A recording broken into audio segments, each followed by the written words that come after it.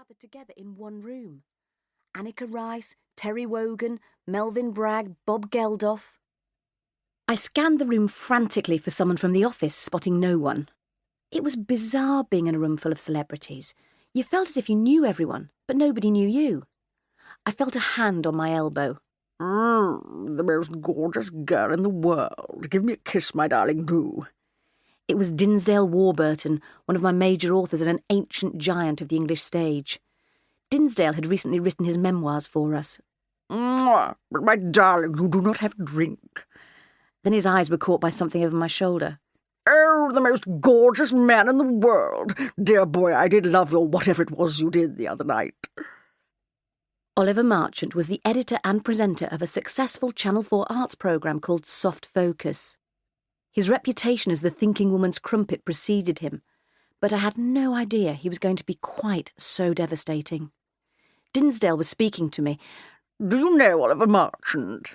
I panicked. How were you supposed to answer this question with famous people? Yes, I've seen you on the telly. No, in other words, I've never heard of you. Yes, I mean, no, sorry. Oliver took my hand. And this is? The most gorgeous girl in the world.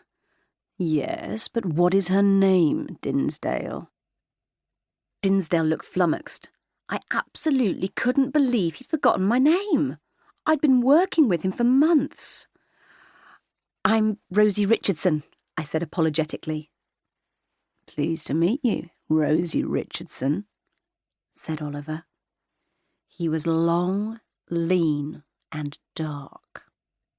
Rosie, my darling, I'm off to get you a drink this second, said Dinsdale and hurried off looking sheepish. I turned to Oliver. So, he said, are you having a lovely time? I've never been in a room with so many famous people before. They all seem to know each other. It's like a club. Yeah, you're right. It's the famous club, he said. You have to know the form. He who is less famous must wait to be approached by he who is more famous. At this, Sir William's wife interrupted him, rather knocking down his theory. Oliver, I'm so thrilled to see you. How is the Lorca coming along? Oliver looked blank for a moment. He didn't recognise her. He was rescued by the bell calling us to our boxes. Oliver was seated behind me in the box. I spent the entire performance in a state of almost unbearable arousal. At one point, his hand brushed my skin as if by accident. I almost came. When the applause died down, I stood surveying the Albert Hall as everyone left. I heard someone moving behind me. It was him. He bent and kissed the nape of my neck. I'm sorry, Oliver murmured. That was just something I had to do. I looked round at him, trying to raise one eyebrow. I could murder a pizza, he whispered. Why don't you turn into a pizza? Because I don't want to be murdered. I didn't mean murder, exactly. And thus the obsession began, and a chain of events which was to lead me, surely but circuitously, to a mud hut in Africa.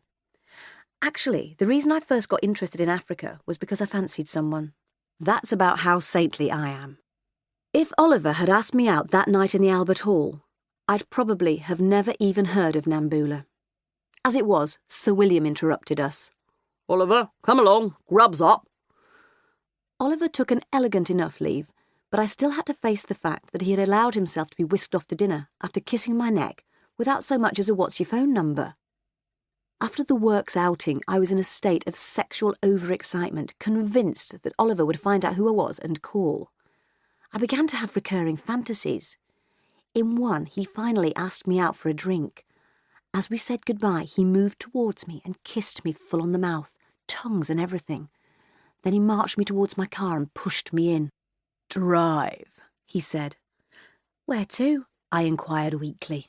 Your flat. I am a man of some position, and I am not standing in the street with an erection on the scale of a modestly sized poplar. Now drive. But Oliver didn't ring. I reached out for any form of contact possible. I watched Soft Focus 3 times a week. I rang the Soft Focus press office for the list of the next 3 months' programmes to see if any of them had anything remotely to do with any of our authors. I went to exhibitions on Sundays. No luck. Zilch. I started typing out the handwritten memo on my desk.